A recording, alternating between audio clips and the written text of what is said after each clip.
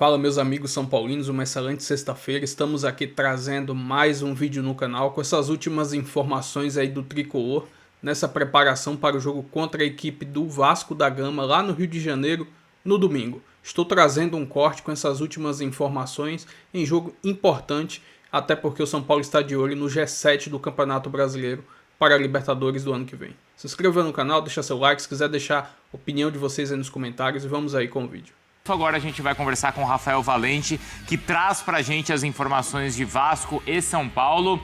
O Vasco em boa fase e o São Paulo também aí buscando a sua recuperação no campeonato, Rafa. Fala Bruno, bom dia pra você, bom dia pros amigos do estúdio, pro fã de esporte, é isso aí, Vasco e São Paulo jogam no domingo, 8h30 da noite em São Januário, é até o reencontro do Vasco com São Januário, no seu próprio estádio. A última vez que o Vasco atuou foi no dia 5 de outubro, quando venceu o Vitória, e o Vasco vem embalado, são 4 vitórias consecutivas no Campeonato Brasileiro, tem 23 pontos só no retorno, o que faz o Vasco, ao lado de Palmeiras e Mirassol, o melhor time do retorno. Tudo isso faz o Vascaíno sonhar mais com a possibilidade de sim o clube estar na próxima edição da Copa Libertadores. Hoje o Vasco tem 42 pontos, é o 8º colocado. O técnico Fernando Diniz deve repetir a base que venceu, que esteve presente nas últimas vitórias, nas 4 vitórias do time, e tem ainda um retorno. O atacante Ryan, que ficou fora contra o Bragantino por um edema na coxa direita, já está liberado, participou da atividade nesses 2 últimos dias e deve ser opção no banco de reservas. Do lado do São Paulo, a situação é um pouquinho mais complicada. É fato que o São Paulo venceu o Bahia no Morumbis na última rodada, se recuperando de uma sequência muito dura, mas o São Paulo ainda não se reencontrou desde que foi eliminado pela LDU da Copa Libertadores. O time passa por uma situação de muitas críticas da torcida, muitos desfalques no departamento médico. Para amanhã, para domingo, são 2 desfalques por suspensão, cartão amarelo, casos do lateral Mike e do atacante Luciano. Na vaga deles, pelo menos o Crespo indicou isso no treino aberto de ontem, né, pelo menos nos primeiros minutos, que deve entrar o lateral direito Mailton e o atacante Tapia. Mas o São Paulo tem dificuldade e contra o Vasco é um confronto direto. São Paulo não faz boa campanha como visitante, tem apenas 3 vitórias no Brasileirão, então um jogo duro para o tricolor paulista, viu Bruno? E o Vasco não é com esse retrospecto de ser um dos melhores times do retorno do Campeonato Brasileiro. Valeu, Rafa! Totalmente diferente do Vasco, eu vou trazer o Felipe Cury aqui no telão para falar desse sentimento meio ruim do São Paulo, de parecer que tem coisa para brigar ainda, mas parece que, né, um clima mais para baixo, já pensando em 2026, a gente não sabe se o Hernan Crespo vai ficar, como é que tá o planejamento. Então me fala aí da preparação do São Paulo para esse jogo contra o Vasco da Gama, meu amigo. Oi, Jô, tudo bem? Um abração para você, para todo mundo que acompanha a gente no Sport TV. Pois é, o São Paulo vem numa curva mais descendente, o Vasco está numa curva mais ascendente, os dois estão se cruzando na tabela nesse momento e vão se cruzar também neste domingo, né, nessa partida em São Januário, como trouxe para a gente o Bruno Halper. O São Paulo chega para esse jogo com uma boa notícia, que é o retorno do Rafael Tolói. Ele vai ficar no banco de reservas, ele está recuperado aí de uma lesão muscular na coxa, mas tem 2 desfalques importantes o São Paulo para esse jogo também, o Luciano e o Mike, lateral direito, né? O Luciano e o Mike suspensos para essa partida, então o Tapia deve entrar jogando no time titular e na lateral direita o Mailton. São Paulo que vem de uma boa vitória diante do Bahia no Campeonato Brasileiro, né? O São Paulo que nas últimas 7 partidas acumulou 5 derrotas e 2 vitórias. Seria importante o São Paulo vencer o Vasco, até porque é um adversário direto ali na tabela neste momento, mas também para começar a consolidar uma reação do time, para que a gente não fique com essa sensação de, como você disse, né, Joana, que o ano de 2025 do São Paulo acabou e agora os olhos já estão voltados para 2026. Inclusive, nessa semana, a diretoria do São Paulo e Hernan Crespo fizeram uma reunião, os 2 lados, cada lado expôs ali o que está pensando para essa próxima temporada e fez exigências, né? A diretoria do São Paulo exigiu que o técnico se adeque, né, à realidade financeira do clube, esteja adequado ali ao que o São Paulo pode contratar, o que não pode contratar no mercado. O Crespo aceitou e, do outro lado, o Crespo exigiu que o São Paulo também o consulte para fazer as contratações. A diretoria do São Paulo às vezes faz algumas contratações, até passando pela comissão técnica, sem pegar um aval. O Crespo exigiu que ele tenha uma palavra final diante de cada contratação que o São Paulo vai fazer para 2026. A diretoria do São Paulo também está de acordo com essa exigência do Crespo, e agora as duas partes também já vão traçando aquele perfil das contratações para o ano que vem. São Paulo quer apostar em jogadores mais jovens, vem apostando nas últimas temporadas em medalhões, como o Oscar, como o Lucas, atletas que acabaram ficando nesse ano de 2025 muito tempo no departamento médico, né? Ainda estão se recuperando, buscando a melhor forma, e o São Paulo vai promover também 6 garotos da base. Essa é uma exigência da diretoria do São Paulo. Quem vai escolher esses 6 garotos da base depois da participação da equipe na Copa São Paulo vai ser o Hernan Crespo, né? Então São Paulo quer rejuvenescer um pouco o elenco pensando em 2026, mas nesse domingo tem um compromisso mais importante, digamos assim, mais urgente contra o Vasco, e uma vitória para o São Paulo é muito fundamental, viu, Joana? Com toda certeza, meu amigo. E tem chance, tá na briga ainda mais que já virou G7, pode virar G8, dependendo da Copa do Brasil. Não pode desistir não, São Paulino. Ninguém larga a mão de ninguém no São Paulo. Meu amigo, obrigada pela participação aqui. Vamos falar do São Paulo, que rejeitou reforços de impacto e mira a janela... eu já ouvi essas conversas para 2025. Mira a janela, pés no chão em 2026.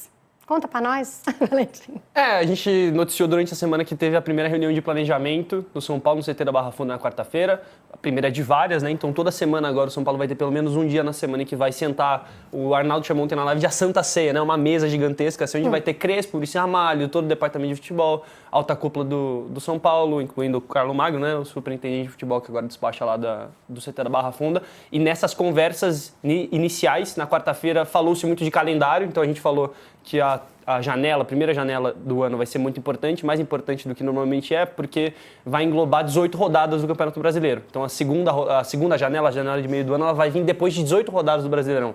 Então, normalmente, o que se faz? O time inicia o ano, o São Paulo pelo menos assim, o São Paulo inicia o ano com um time prévio, e aí se precisar de reforços, e normalmente precisa no meio do ano, aí ataca com mais afinco na janela no meio do Brasileirão. Agora já tem que começar a fazer isso no início do ano. E o São Paulo entende que, além de um perfil mais jovem, o São Paulo não vai fazer loucuras a ponto de contratar jogadores, mesmo que livres no mercado. O São Paulo vai tentar dar uma segurada na questão salarial também. Como não se falou em finanças, não dá para cravar ainda qual vai ser o teto do FDIC, que é o que rege a questão financeira do São Paulo hoje. Mas antecipado foi que não vamos atrás de reforços de grife. A gente vai ficar com o pé mais no chão, buscando jogadores por empréstimo ou livre do mercado, como já vem sendo feito há anos. Então podemos falar de mais sofrimento em 2026, tricolores? Pode falar que o scout vai trabalhar mais. Acho que dá pra falar isso. É que o Crespo é um baita treinador, eu gosto muito dele trabalhando. Inclusive, ele vai ter oportunidade de agora montar um time, mesmo que com pouca grana, mas ele vai ter oportunidade de montar o time dele, né? Vai, e até fazer a menção, o João Paulo Brandão do GE noticiou hoje cedo que o São Paulo, a métrica de trabalho vai ser a seguinte: a diretoria do São Paulo vai entrar com uma lista de possíveis reforços e o Crespo vai entrar com uma outra lista de possíveis reforços. E eles vão fazer me fugiu a palavra agora, né? Mas eles vão ver se tem algum nome que repete nessas duas listas e vão atrás. A sexta série era intersecção. Intersecção, perfeito. Perfeito. Intersecção. Olha, Valentim do céu, eu tenho muito amigo tricolor, mas esse ano a grande crítica para a diretoria de São Paulo é que, na verdade, queria enxugar, mas gastou, porque tem caras caros, né? Tem Oscar, tem Lucas e tal. Não conseguiu enxugar o orçamento, não conseguiu diminuir a dívida e não consegue jogar o Sérgio.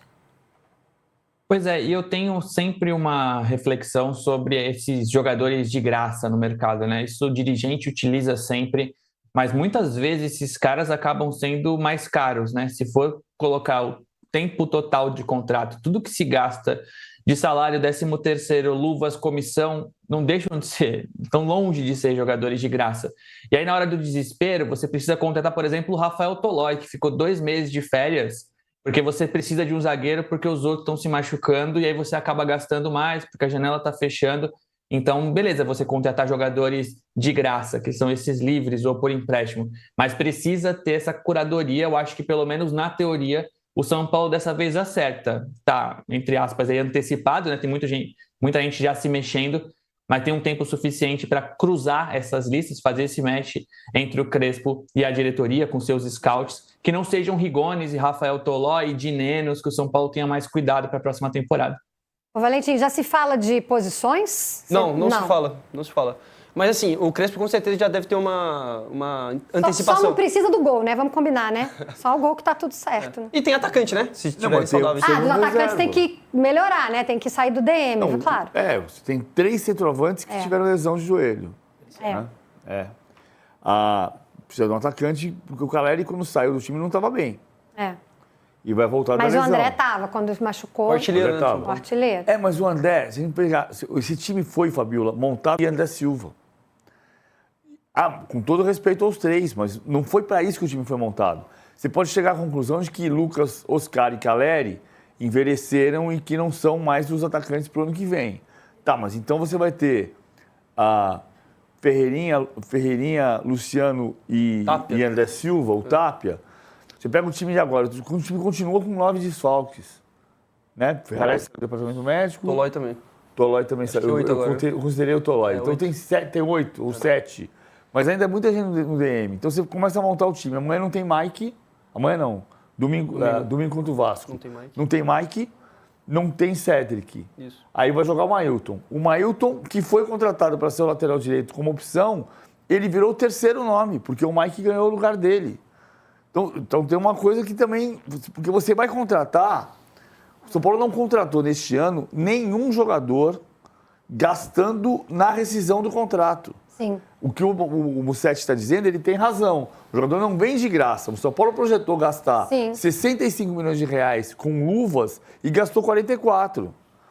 Então, você ainda economizou nas luvas, mas você tem salário. Claro que tem. Altíssimo. No caso desses caras. No caso do Oscar, que foi um negócio... Teve um acidente, ele quebrou 3 vértebras. Sim. Mas você teve custo e o time que você montou não existe. O time de amanhã, de domingo, pode ser Rafael, Alan Franco, Arboleda, Sabino ou Ferrarese, Mailton, porque o Mike e o Cedric não jogam, Pablo Maia, Bobadilha, Marcos Antônio e Enzo Dias, Lucas e Tapia, porque o Luciano está suspenso.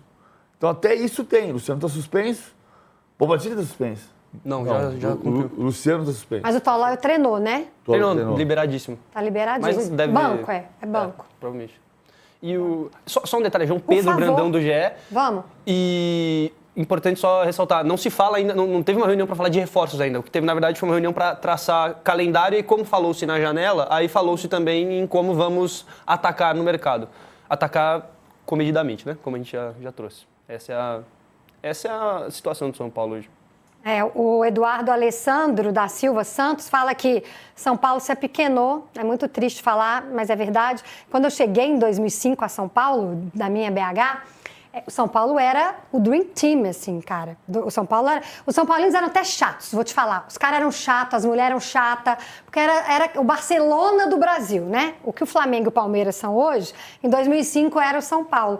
E é muito triste ver um time desse tamanho, gigante, tão pequeno. E aí o Eduardo fala aqui, chateado, com razão, que agora Flamengo ou Palmeiras vão passar o tri, né? Que o São Paulo tem da Libertadores. É verdade, os dois. O São Paulo foi o primeiro tri campeão da Libertadores. Depois vieram o Grêmio, depois veio o depois veio o Santos, depois veio o Grêmio, depois veio o Flamengo, depois veio o Palmeiras, depois veio o Flamengo. E o São Paulo vai deixar de ser a majestade. Mas o ponto central, eu acho que o futuro do São Paulo também está em voltar a descobrir jogadores na base e revelar bem. Sem vender a preço de banana. Sem vender a preço de banana, ou seja, você tem que ter um time mais forte para conseguir manter o time mais tempo. Inclusive já conversa para renovar com o Rodriguinho e com o Negrutti, mas só deve avançar de vez no fim do Brasileirão. Porque a gente falou que o São Paulo pausou as inovações. São Paulo não fala em renovações sobre os jogadores que vão sair agora. Porque aí depende do planejamento do ano que vem. Então vamos jogar Libertadores, vamos jogar Sul-Americana, qual que vai ser a verba? Isso aí tá parado. Mas o Negrutti e o Rodriguinho, São Paulo já tem por definido que quer tentar renovar. Vai acelerar depois do Brasileirão, mas já tem uma conversa prévia ali para renovações de 3 anos, que é a base do São Paulo. Então a tendência é até 2028, ambos. Ô Musetti, o Oliveira Sepp, que eu não preciso dizer qual que é o time que ele torce, obviamente, ele fala aqui que reforço para o São Paulo em 2026 é médico. Musetti, você acha que existe um problema também ali no departamento médico, na preparação, na fisiologia, enfim, estou entrando em questões aqui até bem delicadas, mas é muita gente machucada, cara. É difícil a gente falar sobre o que a gente não conhece tanto, né? Mas são muitos casos, não é um problema recente e departamento médico geralmente não é notícia, né? O que os clubes esperam é que não se fale que o departamento médico é bom ou ruim, que o torcedor nem saiba de cor qual que é o nome do médico que está lá ou do chefe do departamento. No caso do São Paulo, vira e mexe, tem lesões. Eu acho que a comunicação não foi legal, né? Teve o caso do Crespo, não vai voltar o Oscar e volta, isso tudo acaba dificultando um pouco o projeto. Mas, os problemas vão muito além, vão de escolhas erradas, de gestão. Essa manchete que está na nossa tela, que é o GC, isso anima o torcedor de São Paulo? Tolói fica à disposição, Mailton e Tapia devem começar contra o Vasco. Todo respeito aos três, mas essas são as novidades do São Paulo para pegar um Vasco embalado no Campeonato Brasileiro. Eu acho que esse é o grande ponto, esse é o grande problema. O 7, quem é o doutor Carlos Braga dos Santos hoje? É o Rodrigo Zogaib. Rodrigo Zogaib, era doutor Carlos Braga, anos e anos. É engraçado, você vai ficando doutor André Pedrinelli. Você sabe a história do... Vou atrapalhar seu programa. Não! Eu sou obrigado a contar a história para você depois. Agora, já, porque a gente vai fazer um break. Aí quem ficar no YouTube vai ouvir a história do nosso PVC. É legal, eu adoro suas histórias de futebol. Vamos só ver aqui onde assistir. Onde você vai assistir o São Paulo? Gente, Vasco com dinizismo em alta contra o São Paulo, domingo, 8h30 da noite, em São Januário. Transmissão Cazé TV, Premier e Record. Aí você pode escolher aí onde você vai ver Vasco e São Paulo. Lembrando que o São Paulo começa a maratona fora de casa, né, gente? Até o fim do Brasileirão, sem Morumbis, né? Porque vai estar ocupado por shows, enfim. E aí é uma polêmica, porque o time brigando por vaga na Libertadores, né? E vou trazer aqui agora mais algumas informações do Vasco, que é o próximo adversário do São Paulo, neste domingo, às 20h30, em partida que será disputada lá em São Januário. Estou trazendo um corte aqui da classificação do Brasileiro atualizado. O Vasco está na 8ª colocação do Brasileirão, 30 jogos, 42 pontos. Já o São Paulo vem logo atrás, é o 9º colocado, 30 jogos, 41 pontos. Ambas as equipes estão brigando por uma vaga na Libertadores da próxima temporada. Lembrando, com a final da Libertadores sendo Palmeiras e Flamengo já confirmado, o Brasileirão se tornará agora o G6, não vai ser mais, será G7. Estou trazendo um recorte aqui dos últimos 5 jogos da equipe do Vasco, todos pelo Campeonato Brasileiro. Desses 5 jogos, 4 vitórias e 1 derrota. Nos últimos 4 jogos, venceram todas essas 4, vem numa fase muito boa, vem jogando um futebol bem interessante. Ou seja, jogo difícil para o São Paulo lá no Rio de Janeiro. Estou trazendo aqui um recorte dos últimos 5 jogos entre São Paulo e Vasco da Gama. Desses 5 jogos são 2 vitórias para o Tricolor, 2 vitórias para o Vasco e 1 empate. No jogo do primeiro turno do Campeonato Brasileiro, em partida que foi disputada no Morumbis, o Vasco venceu o São Paulo pelo placar de 3-1. Enfim, jogo de grande importância para o São Paulo se quiser se classificar para a Libertadores da próxima temporada. É um confronto direto. Jogo difícil lá no Rio de Janeiro, vai colocar à prova se realmente o São Paulo vai ter capacidade de brigar realmente até o final da competição por essa vaga. Enfim, se inscreva no canal, deixa seu like, se quiserem deixar a opinião de vocês aí nos comentários e até o próximo vídeo. Vamos São Paulo!